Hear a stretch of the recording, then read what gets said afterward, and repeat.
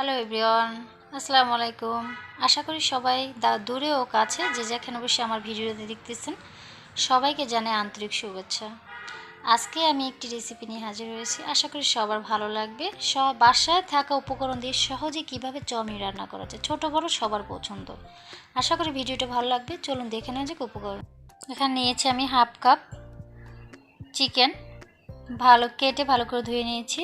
এখানে নিয়েছি 1 চামচ আদা বাটা, রসুন বাটা, 1 চামচ সয়ার সস, দিয়ে দিচ্ছি হাফ চামচ মরিচের গুঁড়ো, আপনারা কম বেশি করতে পারেন, স্বাদ মতো লবণ, দিয়েছি 1 টেবিল চামচ কর্নফ্লাওয়ার, দিয়ে আমি এটাকে ভালো করে মেখে নেব। মেখে একটু রেস্টে রেখে দেবো 10 মিনিটের জন্য। দেখুন মেখে নেওয়া হয়ে গেছে। এখন আমি লুচিটাকে সেদ্ধ করে নেব। পরিমাণ মতো পানি দিয়েছি, 2 চামচের মতো তেল দিয়েছি, সামান্য পরিমাণ লবণ দিয়েছি। দিয়ে পানিটা ফুটে ওঠার পরে আমি লুচিটাকে দিয়ে দিচ্ছি, দিয়ে আমি সেদ্ধ করে নিচ্ছি।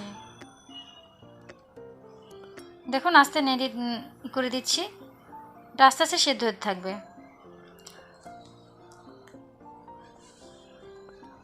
জাস্ট একটু আস্তে নাড়িয়ে দিচ্ছি। 4 থেকে 5 মিনিট আমি সেদ্ধ করে নিয়েছি। নিয়ে পানিটা ঝরিয়ে নেব, ঠান্ডা পানি দিয়ে ধুয়ে নেব।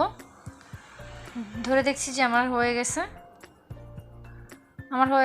এটা উঠিয়ে নিচ্ছি, উঠিয়ে আমি পানিটা ঝরিয়ে নিচ্ছি।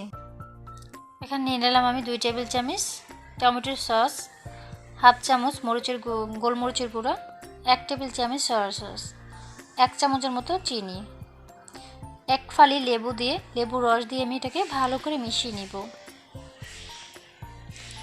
এটা আমার একটা সস বানিয়ে নেব। দেখুন হয়ে গেল আমার সসটা।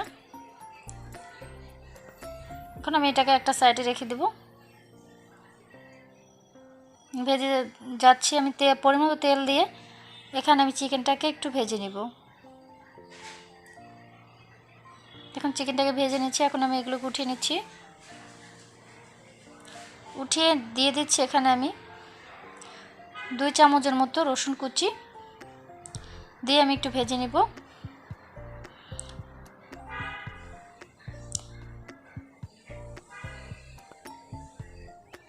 দেখুন ভেজে নিয়েছি। এখন এখানে দিয়ে দিচ্ছি আমি 2 টেবিল চামচের মতো পেঁয়াজ কুচি দিয়ে দিচ্ছি।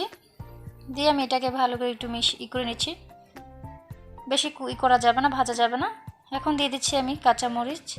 এখানে দিয়ে দিচ্ছি সবগুলো উপকরণগুলো লেখা আছে এখানে। হাফ কাপ গাজর, ফুলকপি হাফ কাপ, বাঁধাকপি 2 টেবিল চামচ, গাজর হাফ কাপ, এগুলো সবগুলো দিয়ে আমি এক এক করে ভেজে নেব। যেহেতু ফুলকপিটার গাজরটা হতে একটু দেরি লাগবে, আর চুলার আঁচটা মিডিয়ামে রাখতে হবে।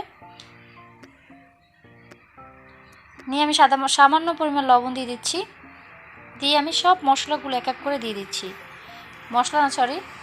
সবজিগুলো দিয়ে আমি ভালো করে নেড়ে নিচ্ছি। দেখুন আমার কিন্তু এটাকে সেদ্ধ হয়ে গেছে প্রায়। এখন আমি এই সসটা দিয়ে দিব। সসটা দিয়ে দিচ্ছি, দিয়ে আমি ভালো করে একটু করে নিচ্ছি।